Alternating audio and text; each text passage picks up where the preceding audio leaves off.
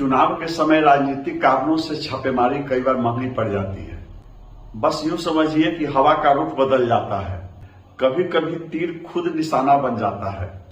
आज मैं लोकसभा चुनाव और विधानसभा चुनाव के दौरान पुलिस छापेमारी और गिरफ्तारी की रोचक रोमांचक किस्से लेकर आया हूं। प्रतिद्वंदी को कमजोर करने के लिए, उसके सेनापति और उसके सैनिकों का मनोबल तोड़ने के लिए चुनावों में पुलिस छापेमारी कराई जाती है। छापेमारी वही कराएंगे जिनका सत्ता के गलियारे में रसूख होगा। विरोधी को या विरोधी के प्रमुख सहयोगी को गिरफ्तार कर जेल भेजने के लिए पुराने केस की फाइल खंगाली जाती है, गड़े मुर्दे उखाड़े जाते हैं। लेकिन एक देहाती कहावत है, हर बार ऊख माहे रास्ता न होई छै, कभी कभी लेने के देने पड़ जाते हैं।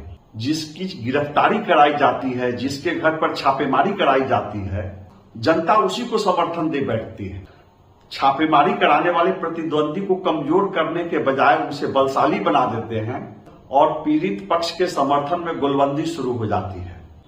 नमस्कार, मैं हूं विवेश त्रिवेदी और आप देखना शुरू कर चुके हैं जनता चौक लाइव।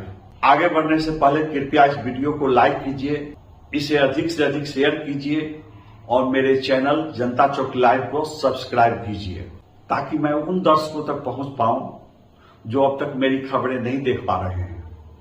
दर्शकों से मेरा आग्रह है कि आप अंत तक बने रहें। मैं ऐसे रोचक किस्से सुनाऊंगा जो अब आपको किसी अखबार में पढ़ने को नहीं मिलेंगे, कहीं अलग देखने को नहीं मिलेंगे। मैं जो कहानी सुनाने जा रहा हूं वह आपको सिर्फ और सिर्फ जनता चौक लाइव पर देखने को मिलेगी। आज मैं आपको बताऊंगा कि लोकसभा चुनाव 1989 में बिहार के तत्कालीन कांग्रेसी मुख्यमंत्री सत्येंद्र नारायण सिंह ने मुजफ्फरपुर के जैतपुर स्टेट कैंपस में छापेमारी क्यों करवाई थी। वैशाली संसदीय क्षेत्र में सत्येंद्र नारायण सिंह की पत्नी किशोरी सिन्हा का मुकाबला जैतपुर स्टेट की उषा सिन्हा से हो रहा था।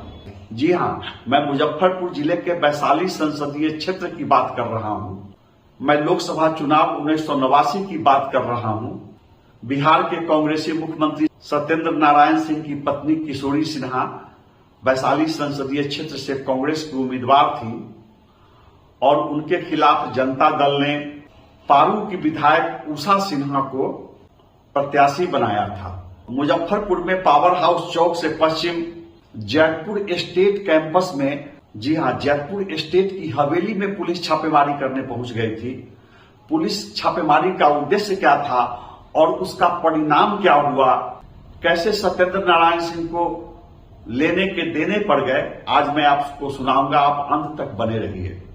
आज मैं आपको बताऊंगा कि अक्टूबर 2005 में बिहार विधानसभा चुनाव के दौरान गायघाट के जनता दल यू प्रत्याशी अशोक सिंह की गिरफ्तारी क्यों कराई गई थी, किसके इशारे पर गिरफ्तारी हुई थी और उस गिरफ्तारी का क्या परिणाम हुआ था। सबसे पहले आप मुजफ्फरपुर के पूर्व भाजपा जिला अध्यक्ष अरविंद कुमार सिंह की गिरफ्तारी की कहानी सुन लीजिए। कहानी ताजी है। दिग्गज भाजपा नेता अरविंद कुमार सिंह को गिरफ्तार करने के लिए पुलिस 1 बजे रात में उनके घर को घेर ली। उनकी गिरफ्तारी ऐसे हुई जैसे वे बहुत बड़े हिस्ट्री सीटर क्रिमिनल हो और डबल इंजन की सरकार के रहते हुए कैसे भाजपा नेताओं को नाकों चने चबाने पड़े अरविंद कुमार सिंह की रिहाई के लिए। कहानी जब आप सुनेंगे तो डबल इंजन सरकार पर से पर्दा उठ जाएगा। ये वही अरविंद कुमार सिंह हैं जो वर्षों तक मुजफ्फरपुर जिला के भाजपा अध्यक्ष रहे और सारण लोकसभा क्षेत्र के भाजपा प्रभारी भी रहे। राजनीतिक गलियारे में मुजफ्फरपुर से पटना तक बार बार पूछा जा रहा है कि अपनी सरकार के होते हुए भी अरविंद कुमार सिंह की गिरफ्तारी क्यों हुई, किसके इशारे पर हुई। ऐसा नहीं था कि अरविंद कुमार सिंह किसी जघन्य आपराधिक वारदात के अभियुक्त थे। उनके खिलाफ जो आरोप है, उन पर जो मुकदमा है, आप सुनेंगे तो हंसी आ जाएगी। मामला चुनाव आचार संहिता के उल्लंघन से संबंधित है, लेकिन जिस तरह से 14 अप्रैल की रात के 1 बजे से लेकर अगले दिन 15 अप्रैल के दोपहर तक मुजफ्फरपुर से पटना तक, दिल्ली तक हाई वोल्टेज ड्रामा चला, उसे सुनकर आप चौंक जाएंगे और आपके मन में एक सवाल उठेगा कि जब सत्ताधारी दल के दिग्गज नेता के साथ ऐसा सलूक हो सकता है तो आम आदमी के साथ कैसा सलूक हो रहा होगा, सोचकर आप अचंभित हो जाएंगे। अरविंद कुमार सिंह को औकात दिखानी थी, अरविंद कुमार सिंह की घेराबंदी करनी थी, इसलिए 2 पुराने मामले ढूंढे गए, 2 पुराने केस ढूंढ लिए गए। सबसे पहले एक बार फिर से मैं दर्शकों को बता दूं कि ये अरविंद कुमार सिंह आखिर हैं कौन। अरविंद कुमार सिंह मुजफ्फरपुर के कांटी प्रखंड के छपड़ा गांव के मूल निवासी हैं। ये मुजफ्फरपुर जिला भाजपा के अध्यक्ष रहे, सारण लोकसभा क्षेत्र के भाजपा प्रभारी रहे, इसके अलावा भी भाजपा में कई पदों पर रहे। मुजफ्फरपुर से पटना तक अरविंद कुमार सिंह की पहचान एक कुशल संगठनकर्ता की रही है। और हां, अरविंद कुमार सिंह कांटी विधानसभा क्षेत्र से भाजपा टिकट पर चुनाव भी लड़ चुके हैं। कहने की जरूरत नहीं है कि मुजफ्फरपुर से पटना तक, दिल्ली तक अरविंद कुमार सिंह की पहचान है और आज की तारीख में कई सांसद, विधायक और मंत्री अरविंद कुमार सिंह को सम्मान देते हैं। ये पूर्व केंद्रीय मंत्री राधा मोहन सिंह के बेहद करीब माने जाते हैं। आप सोच रहे होंगे कि अपनी सरकार, डबल इंजन की सरकार, ऐसी कौन सी आफत आ गई कि रात के 1 बजे पुलिस उन्हें गिरफ्तार करने पहुंच गई। क्या वे विदेश भागे जा रहे थे? क्या उनकी गिरफ्तारी नहीं होती रात में तो पहाड़ टूटकर गिर जाता, रात भर में। मामला कितना गंभीर था इसका आकलन मैं दर्शकों पर छोड़ता हूं, मैं आप पर छोड़ता हूं। बिहार विधानसभा चुनाव 2015 में मुजफ्फरपुर शहर के काजी मोहम्मदपुर थाने में चुनाव आचार संहिता के उल्लंघन का एक केस दर्ज हुआ था। संक्षेप में बात यह थी कि काजी मोहम्मदपुर थाना क्षेत्र में सड़क किनारे एक पोल पर भाजपा का झंडा टंगा मिला था। काजी मोहम्मदपुर थाना क्षेत्र में न तो भाजपा का कार्यालय था और न ही भाजपा जिलाध्यक्ष अरविंद कुमार सिंह का आवास था। बहरहाल चुनाव आचार संहिता के उल्लंघन का मामला दर्ज हुआ और अरविंद कुमार सिंह के खिलाफ केस दर्ज हुआ। अरविंद कुमार सिंह का कसूर बस इतना ही था कि वे उन दिनों मुजफ्फरपुर जिला भाजपा के अध्यक्ष थे। 9 वर्ष गुजर चुके हैं। सबसे पहला सवाल तो यह उठता है कि जिस मामले में बिहार विधानसभा चुनाव 2015 में केस दर्ज किया गया था, इतने लंबे समय तक उस केस की जांच क्यों नहीं पूरी हुई, उसमें कार्रवाई क्यों नहीं हो सकी, दोषी को चिन्हित क्यों नहीं किया जा सका। जो लोग बिहार को जानते हैं मेरे इस सवाल का जवाब जानते होंगे, बताने की जरूरत नहीं है। दरअसल झंडा किसी अज्ञात कार्यकर्ता ने लगाया था। इस केस में समय पर हाजिरी में उपस्थित नहीं होने की वजह से अरविंद कुमार सिंह की जमानत टूट गई। अरविंद कुमार सिंह का कहना है कि उन्हें समय पर नोटिस नहीं मिली। अगर उन्हें सूचना मिली होती तो वे कोर्ट में उपस्थित होकर जमानत की अर्जी दिए होते, जमानत हासिल कर चुके होते। चूंकि धारा मामूली है और बेलेबुल है, हाजिरी नहीं लगने की वजह से उनकी जमानत टूट गई और थाने में उनकी गिरफ्तारी का वारंट ठंडे बस्ते में पड़ा हुआ था। अब चूंकि लोकसभा चुनाव सामने है, अरविंद कुमार सिंह को घेर कर रखना है, अरविंद कुमार सिंह को औकात में रखना है, इसलिए फाइल पर से गर्दा झाड़कर आनन फानन में अरविंद कुमार सिंह की गिरफ्तारी की कार्रवाई शुरू हुई। अरविंद कुमार सिंह पूरी तरह बेखबर थे कि उनके खिलाफ कोई वारंट भी है। ऐसे मामलों में प्रायः पुलिस संबंधित व्यक्ति को सूचित करती है कि आपकी जमानत टूट चुकी है, आप कोर्ट में उपस्थित होकर जमानत हासिल कर लें। और अरविंद कुमार सिंह ऐसे भी कोई साधारण आदमी नहीं है, पूरा जिला जानता है अरविंद कुमार सिंह को। अगर उन्हें जानकारी मिल गई होती तो वे पहले ही जमानत ले चुके होते। 14 तारीख की रात पुलिस लाव लश्कर के साथ उनके घर पर पहुंची। अरविंद कुमार सिंह ने बार बार कहा कि वे कल ही कोर्ट में उपस्थित होकर अपनी जमानत अर्जी देंगे, जमानत हासिल कर लेंगे। लेकिन कांटी थाना प्रभारी ने उनकी एक नहीं सुनी। पुलिस इस अंदाज में पहुंची गिरफ्तार करने जैसे वे खतरनाक अपराधी रहे हों, गंभीर आपराधिक वारदात में वांछित रहे हों। रात के 1 बजे से लेकर अगले दिन दोपहर तक हाई वोल्टेज ड्रामा चलता रहा। डबल इंजन की सरकार में लाल बत्ती वाले, माननीय कहलाने वाले सब लोग प्रयास करने लगे। पटना के माननीय के मोबाइल की घंटी बजी, दिल्ली के माननीय के मोबाइल की घंटी बजी, सबने प्रयास किया और पुलिस महकमे से जो जवाब मिला वह सुनकर आप चौंक जाएंगे।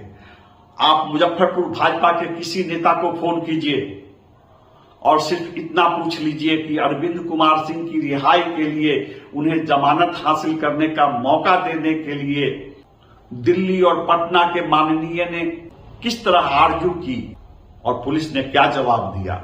संक्षेप में कहूं तो सांसद, मंत्री और विधायक को अपनी औकात का पता चल गया। ये डबल इंजन की सरकार है। आप सोचिए सामान्य आदमी के साथ कैसा सलूक होता होगा। आप बिहार के किसी गांव में चले जाइए और शराबबंदी कानून लागू करने में कैसा पक्षपात चल रहा है, कैसे शराब माफिया खुलेआम घूम रहे हैं, शराब का सिंडिकेट चलाने वाले खुलेआम घूम रहे हैं और गरीब दुसाध जाति के, पासवान जाति के, पासी जाति के लोग जो तार के पेड़ से, खजूर के पेड़ से तारी उतारते हैं, बेचते हैं, कैसे बड़े पैमाने पर उनकी गिरफ्तारी हो रही है, आप चौंक जाएंगे। लेकिन समर्थ को नहीं दोष। हर दिन बिहार के अलग अलग जिलों में सैकड़ों ट्रक शराब की खेप आ रही है। कोई प्रमाण हमसे मांगेगा, मैं कहूंगा कि आप हर जिले से ले लीजिए कि कितनी जब्ती हुई है। शराब की जब्ती की जो सूची है उसी से पता चल जाएगा कि कितने बड़े पैमाने पर शराब की खेप आ रही बिहार में। खैर, अरविंद कुमार सिंह को थाने से नहीं रिहा किया गया। अरविंद कुमार सिंह को लेकर पुलिस कोर्ट पहुंची। मुजफ्फरपुर के अधिवक्ता पहले से सतर्क थे, पूरे मामले की जानकारी थी और कोई गंभीर आरोप नहीं था। कोर्ट में जमानत की अर्जी दी गई। अरविंद कुमार सिंह 2 मामलों में वांछित थे और थाने से सिर्फ एक केस की फाइल बढ़ाई गई। जल्दी जल्दी दोनों केस की फाइल पहुंचाने में, जल्दी जल्दी दोनों केस में जमानत लेने में अधिवक्ताओं को काफी मुस्तैदी दिखानी पड़ी। अगर सतर्कता नहीं बरती गई होती तो एक केस में जमानत लेने के बावजूद दूसरे केस में अरविंद कुमार सिंह को जेल जाना ही पड़ता। तो यह सब डिमोरलाइज करने के लिए किया गया। ये मैं नहीं कह रहा हूं, अरविंद कुमार सिंह कह रहे हैं, अधिवक्ता कह रहे हैं, भारतीय जनता पार्टी के कार्यकर्ता कह रहे हैं कि अरविंद कुमार सिंह का मनोबल तोड़ने के लिए, उन्हें डिमोरलाइज करने के लिए, उन्हें प्रताड़ित करने के लिए ऐसा किया गया। मैं इसलिए उनकी कहानी लेकर नहीं आया कि अरविंद कुमार सिंह की गिरफ्तारी हो गई। मैं आपको यह बताने के लिए कहानी सुनाने चला हूं कि डबल इंजन का इकबाल कैसा है। जब डबल इंजन की सरकार में सत्ताधारी दल के नेता की ये हैसियत है, ये दशा है, तो आम आदमी की दशा की कल्पना आप सोच सकते हैं। न्याय के साथ कैसा विकास हो रहा है, इसकी कल्पना आप कर सकते हैं। अब आप पता कीजिए मुजफ्फरपुर भाजपा के नेताओं से कि ऐसी फजीहत क्यों की गई। थानेदार ने यह सब किसके इशारे पर किया? उस थानेदार को किस राजनेता का संरक्षण प्राप्त है? उस थानेदार की तैनाती किसने कराई? क्योंकि मुजफ्फरपुर में एसएसपी हो या दारोगा हो या इंस्पेक्टर हो, राजनेताओं की मर्जी से तैनात किए जाते हैं। राजनेता चाहते हैं तो वे ड्यूटी करते हैं, राजनेता चाहते हैं तो रातों रात तबादला करवा देते हैं। आप दिल्ली में रहते हैं, मुंबई में रहते हैं या विदेश में रहते हैं, अगर आप जानना चाहते हैं कि डबल इंजन की सरकार में मुजफ्फरपुर में किसका राज चल रहा है, तो आप मुजफ्फरपुर में अपने किसी मित्र को फोन कीजिए, अपने रिश्तेदार को फोन कीजिए, आपको पता चल जाएगा कि किसका राज चल रहा है। मुजफ्फरपुर जिले के लोग पूछ रहे हैं कि क्या राजनीतिक कारणों से अभी और छापेमारी होगी, अभी और गिरफ्तारी होगी। मैं कहता हूं कि अगर होती है तो आश्चर्य की बात नहीं है। आने वाले दिनों में चुनाव से पहले तरह तरह के हथकंडे अपनाए जाएंगे। चर्चा यह भी है कि तरह तरह की कुल्हाड़ी के लिए बेंत जुटा लिए गए हैं, लेकिन मैं सावधान करना चाहता हूं, मुजफ्फरपुर में कुल्हाड़ी के इस्तेमाल के बाद बेंत काटने की परंपरा रही है। बेंत को भी काट दिया जाता है। तो मतदाताओं को यह जानने का हक है कि देश का वह कौन सा राजनेता है, राज्य का वह कौन सा राजनेता है जो किसी को मुजफ्फरपुर में कुल्हाड़ी चलाने या बेंत काटने की राजनीतिक हैसियत दे रहा है, संरक्षण दे रहा है। और इसी डबल इंजन की दुहाई देकर एनडीए के प्रत्याशी, एनडीए के राजनेता गांव-गांव में वोट मांगने निकले। यह जानना जरूरी है कि जिनका राज चल रहा है, कहीं उन्हें नीतीश कुमार का संरक्षण तो प्राप्त नहीं है, कहीं उन्हें प्रधानमंत्री नरेंद्र मोदी का संरक्षण तो प्राप्त नहीं है। दारोगा और इंस्पेक्टर तो छोटे अधिकारी होते हैं। मुजफ्फरपुर में पूर्व मेयर समीर कुमार की हत्या के 3 दिन बाद तेज तर्रार आईपीएस ऑफिसर जी हां, मुजफ्फरपुर की तत्कालीन एसएसपी हरप्रीत कौर का तबादला करा दिया गया था। कैसे हो गया था तबादला, क्यों हुआ था तबादला? जो नेता डबल इंजन की दुहाई देकर, न्याय के साथ विकास की दुहाई देकर जनता के बीच एनडीए के पक्ष में मतदान की अपील करने जा रहे हैं, अपील कर रहे हैं, आह्वान कर रहे हैं, क्या वे जनता से सच नहीं छिपा रहे हैं? क्या उन्हें एनडीए के लिए वोट मांगने का नैतिक हक है?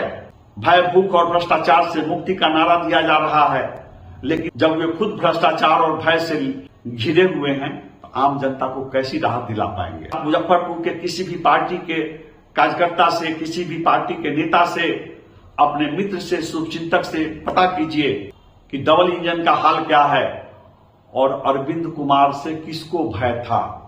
अरविंद कुमार बाहुबली नहीं है। सबसे पहले आप मुजफ्फरपुर के पूर्व मेयर समीर कुमार हत्याकांड की गहराई से जांच कर रही, तत्परता से जांच कर रही तत्कालीन एसएसपी हरप्रीत कौर के तबादले की कहानी सुन लीजिए। मुजफ्फरपुर के पूर्व मेयर समीर कुमार अपने होटल से घर लौट रहे थे। शहर के मरवाड़ी हाई स्कूल के निकट एक ब्रेकर के पास जैसे ही उनकी कार धीमी हुई, बाइक सवार हथियारबंद अपराधियों ने उन्हें ओवरटेक किया और AK-56 से समीर कुमार को और उनके चालक को छलनी कर दिया। यह 25 सितंबर 2018 की घटना। उन दिनों हरप्रीत कौर मुजफ्फरपुर की एसएसपी थी। हरप्रीत कौर ने ताबड़तोड़ छापेमारी शुरू की, संबंधित संदिग्ध लोगों से पूछताछ शुरू की।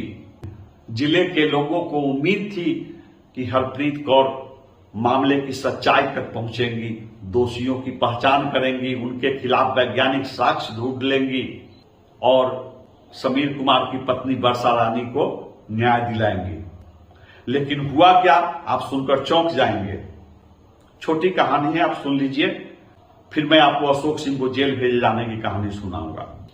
जब मुझे जानकारी मिली कि हरप्रीत कौर काफी तत्परता से समीर कुमार हत्याकांड की जांच कर रही हैं, तो हरप्रीत कौर का मनोबल बढ़ाने के लिए, उन्हें नैतिक समर्थन देने के लिए मैंने एक स्टोरी लिखी।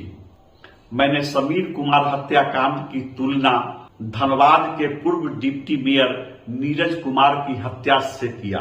मैंने बिहार और झारखंड के 2 हत्याकांडों का उदाहरण रखते हुए उन दोनों हत्याकांडों में समानताएं दिखाते हुए यह बताने की कोशिश की कि धनबाद के पूर्व डिप्टी मेयर नीरज कुमार हत्याकांड में वहां के तत्कालीन एसपी ने कैसी सूझबूझ से काम लिया, निष्पक्ष होकर काम लिया और दोषियों के खिलाफ वैज्ञानिक साक्ष्य इकट्ठा कर लिए।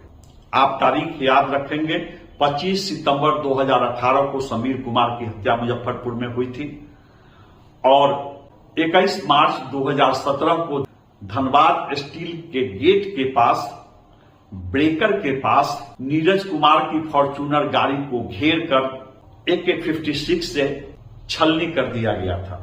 तो आप समानताएं देखिए, समीर कुमार की गाड़ी पर ब्रेकर के पास ही AK-56 से फायरिंग झोंकी गई और धनबाद में नीरज कुमार की गाड़ी पर भी ब्रेकर के पास AK-56 से गोली की बौछार की गई। उस समय कहा जा रहा था कि नीरज कुमार को कांग्रेस टिकट मिलना तय है। वे धनबाद में कांग्रेस पार्टी के उम्मीदवार बनाए जाने वाले थे। यहां मुजफ्फरपुर में भी समीर कुमार के समर्थकों का कहना था कि समीर कुमार को कांग्रेस टिकट मिलना तय है। दोनों नेताओं पर AK-56 से गोलियों की बौछार की गई। दोनों नेता कांग्रेस की ओर मुखातिब थे। दोनों की हत्या ब्रेकर के पास की गई। तो मैंने नजीर के रूप में नीरज कुमार हत्याकांड को पेश किया।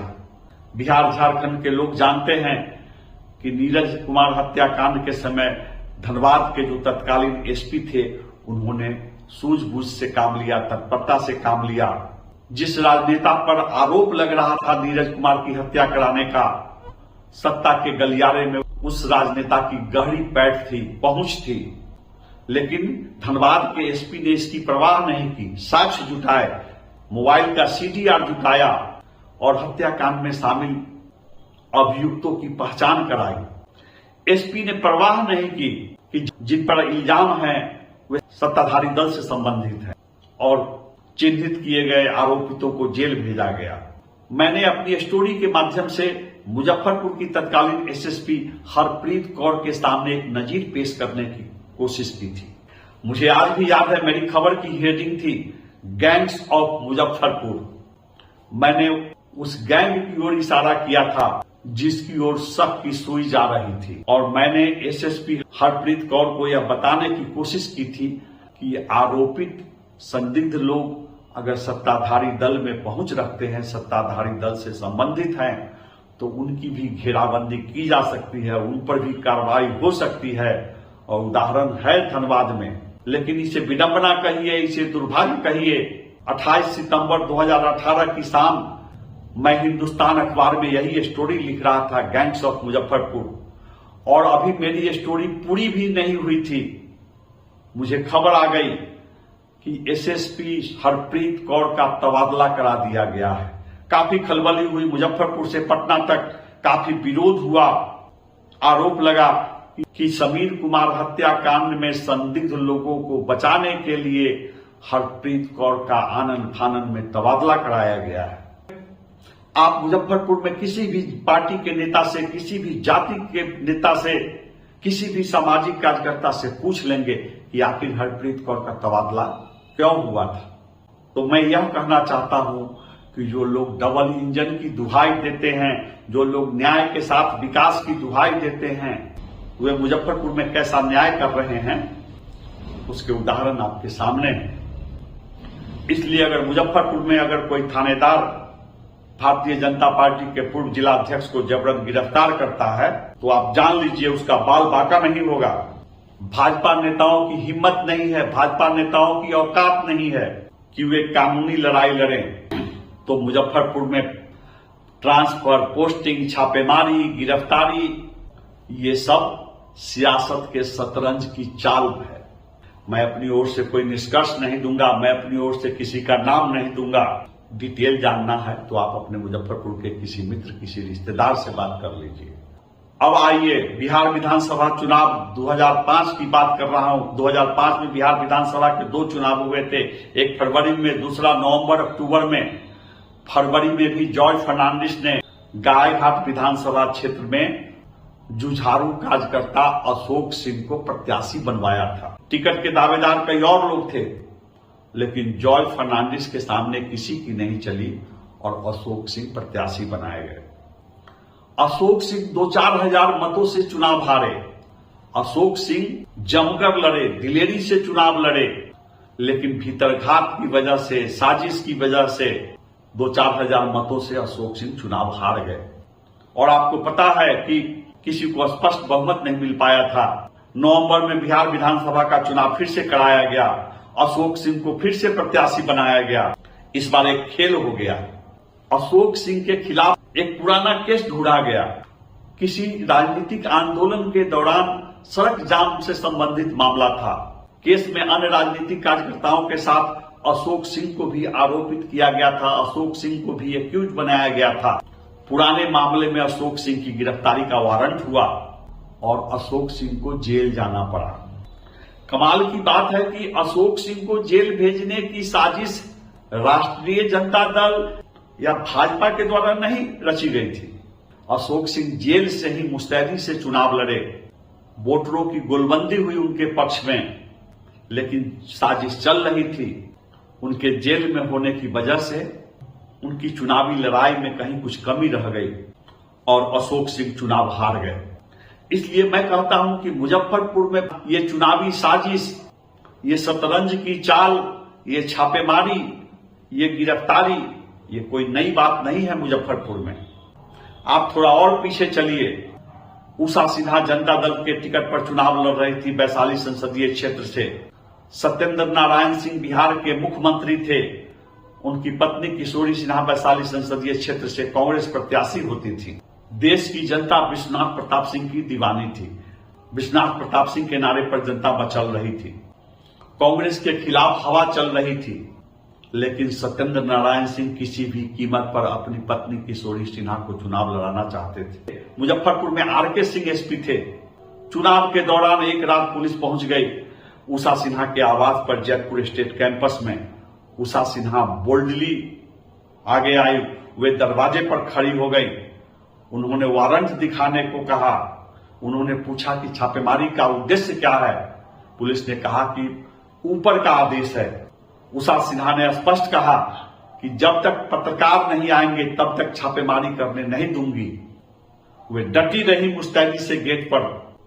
चूंकि वे पारू की विधायक थी, पुलिस को उम्मीद नहीं थी कि उषा सिन्हा इतनी निर्भीकता से सामने आएंगी। इससे पहले कि पुलिस छापेमारी शुरू होती, पुलिस अंदर प्रवेश करती, मुजफ्फरपुर के पत्रकारों को इसकी भनक मिल गई। पत्रकार और छायाकार जयपुर स्टेट कैंपस पहुंच गए और पुलिस छापेमारी की पोल खुल गई। उषा सिन्हा को, उनके समर्थकों को आशंका थी कि छापेमारी के दौरान कोई अवैध सामान, अवांछित सामान उनके घर में रख दिया जाएगा और उन्हें आरोपित किया जा सकता है, उन पर केस दर्ज किया जा सकता है। लेकिन पत्रकारों और छायाकारों की मौजूदगी की वजह से पुलिस की यह साजिश धरी की धरी रह गई। मेरी बात हो रही थी उषा सिन्हा से। उन्होंने बताया कि बरसों बाद उनकी आर.के. सिंह से मुलाकात हुई। आर.के. सिंह ने कहा कि उन्होंने ऊपर पटना को कहा था कि अगर उषा सिन्हा जी के आवास पर छापेमारी की गई तो इसका रिएक्शन होगा, लोगों में नाराजगी बढ़ेगी, लोगों में उषा सिन्हा के प्रति सहानुभूति पैदा होगी। और जो आशंका थी वही बात हुई। पूरे वैशाली संसदीय क्षेत्र में यह खबर फैल गई कि पुलिस उषा सिन्हा के घर पर छापेमारी करने पहुंची थी। पुलिस छापेमारी का उद्देश्य था उषा सिन्हा को कमजोर करना, लेकिन उषा सिन्हा मजबूत होकर उभरी और उनके पक्ष में वोटरों की बड़ी गोलबंदी शुरू हो गई। किशोरी सिन्हा 2 बार से लगातार चुनाव जीत रही थी वैशाली में। वे 80 का चुनाव कांग्रेस के टिकट पर लड़ चुकी थी और जीत चुकी थी एलपी शाही को हराकर। वे 1984 में भी इंदिरा गांधी की हत्या के बाद जो सहानुभूति लहर चली थी, उसमें वे वैशाली में दिग्गज नेत्री तारकेश्वरी सिन्हा को हराकर चुनाव जीत चुकी थी। लेकिन 80 से 89 के बीच लगातार सांसद रहते हुए किशोरी सिन्हा के खिलाफ वैशाली संसदीय क्षेत्र में एंटी इनकम्बेंसी लहर चल रही थी। वोटरों में नाराजगी थी किशोरी सिन्हा के खिलाफ और उषा सिन्हा ने 89 के चुनाव में कांग्रेस प्रत्याशी मुख्यमंत्री सत्येंद्र नारायण सिंह की पत्नी किशोरी सिन्हा को शिकस्त दे डाली। तो ये जो गिरफ्तारी होती है, छापेमारी होती है, कई बार इसका दाव उल्टा पड़ जाता है। तो यह देखना महत्वपूर्ण होगा कि पूर्णिया में जो पप्पू यादव के घर पर छापेमारी हुई है, उसका दाव कहीं उल्टा तो नहीं पड़ने जा रहा है। मुजफ्फरपुर जिला भाजपा के अध्यक्ष अरविंद कुमार सिंह की गिरफ्तारी हुई है। हालांकि वे कोर्ट से जमानत लेकर बाइज्जत जेल जाने से पहले ही घर लौट आए, लेकिन चुनाव का परिणाम बताएगा। मुजफ्फरपुर संसदीय क्षेत्र का चुनाव परिणाम और वैशाली संसदीय क्षेत्र का चुनाव परिणाम बताएगा कि अरविंद कुमार सिंह की गिरफ्तारी से जनता के बीच कैसा संदेश गया है और जनता ने किस तरह की प्रतिक्रिया दी है। प्रतिक्रिया वोट के माध्यम से आनी है। अब आप सोच रहे होंगे कि ऐसा क्यों हो जाता है। दरअसल बड़े बड़े जो लड़ाके होते हैं, बड़े बड़े राजनेता होते हैं, उनके दरबार में कुछ चमचे होते हैं, सलाहकार होते हैं। वे खुद को तिस्मार खां साबित करने की धुन में खेल बनाने के बजाय बिगाड़ देते हैं। चुनाव लड़ रहे नेता की इज्जत दांव पर होती है, पार्टी के जिला अध्यक्ष की इज्जत दांव पर होती है। लेकिन कुछ लोग होते हैं, देहात की भाषा में कहा जाता है सुरखुरू कहलाने के लिए वे स्थिति बिगाड़ते चले जाते हैं। आपको याद होगा मुजफ्फरपुर का बोचहा उपचुनाव, 30 वर्षों से काम कर रहे पत्रकार को अर्बन नक्सल घोषित किया गया था। मैं न तो एनडीए की बात कर रहा हूं और न ही मैं इंडिया की बात कर रहा हूं। मैं इशारों में ये कहना चाहता हूं कि लोकसभा चुनाव 2024 में जिस पार्टी को सफलता मिलेगी, जो पार्टी ज्यादा सीट जीतेगी, उस पार्टी के कार्यकर्ताओं का मनोबल बढ़ेगा और बिहार विधानसभा चुनाव 2025 में उस पार्टी को सहूलियत होगी। अगर इंडिया गठबंधन के नेता बिहार में 10 से अधिक सीट हासिल कर लिए तो वे एनडीए गठबंधन के सामने बिहार विधानसभा चुनाव 2025 में बड़ी चुनौती पेश करेंगे। और लिख लीजिए कि अगर इंडिया गठबंधन को बिहार में 10 से अधिक सीटें आ गई तो बिहार विधानसभा चुनाव 2025 में एनडीए गठबंधन के लिए बिहार में सरकार बनाने की कल्पना करना भी हास्यास्पद माना जाएगा। फिर उसी तरह मैं कह रहा हूं कि अगर इंडिया गठबंधन वाले बिहार में 2-4 सीटों पर अटक गए। अगर भाजपा गठबंधन एनडीए 35 सीट लेने में सफल रहा तो आगामी बिहार विधानसभा चुनाव में इंडिया गठबंधन की दावेदारी कमजोर हो जाएगी। साफ शब्दों में कहूं तो लालू प्रसाद की दावेदारी कमजोर हो जाएगी, तेजस्वी यादव की दावेदारी कमजोर हो जाएगी, कांग्रेस की दावेदारी कमजोर हो जाएगी। तो लोकसभा चुनाव 2024 बिहार में नीतीश कुमार के कैरियर का फैसला करने जा रहा है। या तो नीतीश कुमार का कैरियर जारी रहेगा या द एंड लिखा जाएगा। बिहार के मतदाता चिराग पासवान के भाग्य का भी फैसला करेंगे। बिहार के मतदाता इंडिया गठबंधन के भाग्य का फैसला करेंगे। बिहार के मतदाता एनडीए गठबंधन के भाग्य का फैसला करेंगे। इसलिए किसी भी दल के कार्यकर्ता हूं, नेता हूं, उनकी जवाबदेही बढ़ जाती है।